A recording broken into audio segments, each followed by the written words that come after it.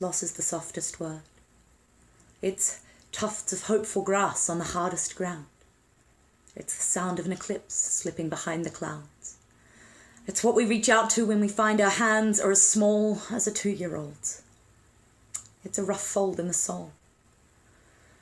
And for most people, it is something inextricably caught up with death. But some 8 years ago, loss became a part of my life. The softest word became a constant murmur, then a roar, a susurration of sobbing flies I could neither bat away nor hide behind. Because when you get sick, proper, chronically sick, loss isn't something you go through. It's something you become. I was first crippled by illness in 2009. I say crippled because I experienced episodes of illness throughout my adult life, harbingers of the real thing, little Cassandras standing in the dips and drifts of my life, shouting warnings to no one. I was battling depression back when my friends were battling Pokemon. I suffered from constant, violent panic attacks, which cost me a degree, several jobs, and a fiancé. But it wasn't until 2009 that the big one hit. Here is what I was back then. A mostly manic 23-year-old studying 3 degrees all at once. I was completing a dissertation on John Cage. I was writing poetry at the rate of breathing in and out. I was going to translate Chinese literature for the masses. I already had a diploma in operatic performance. I was actively and wholeheartedly unemployable. It didn't vanish overnight. Rather, it peeled away slowly, like a temporary tattoo, until all that was left of me was bare skin. To this day, I don't know what caused it. Maybe it was the tap water I drank back in China. Maybe it was that bout of swine flu. Maybe my body was protesting stress in the only way it knew how.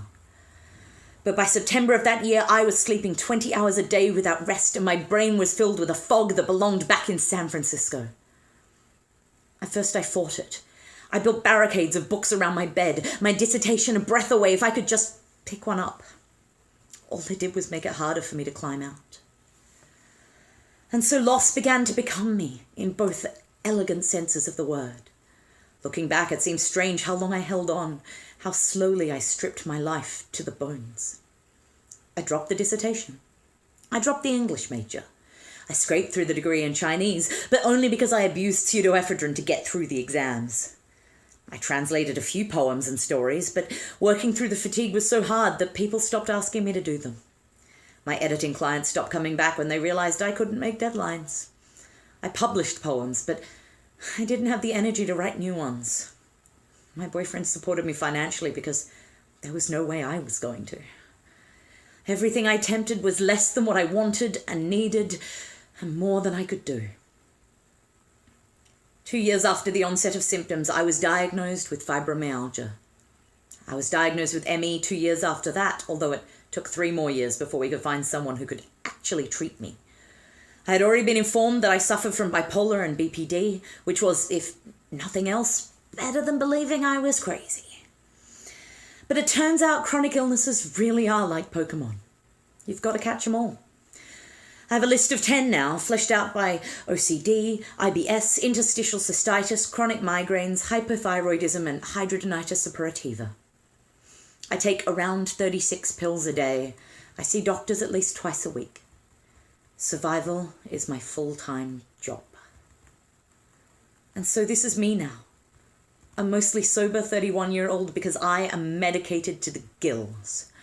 Loss has made me both younger and older than I ever thought possible. I cannot work, and mostly I cannot write. I spend my days in small pursuits because the nature of my illness has shrunk my world beyond the reach of anything larger. But I am lucky, luckier than just about anyone else in my position, in that loss is all I have to contend with. I can look at the stars and not be scared that there will be the only roof over my head tomorrow night. I can take the time to look after my body instead of pushing myself to collapse just so I can eat. I have a good life, but it is a life haunted by the softest word. Everything I do is an echo of what might have been. My hands are those of a 2-year-old's, and all I am is grasping at what I cannot have. Every kiss is an eclipse slipping behind the clouds. Every day is growing tufts of hopeful grass in the hardest ground. And it just keeps going, around and around and around.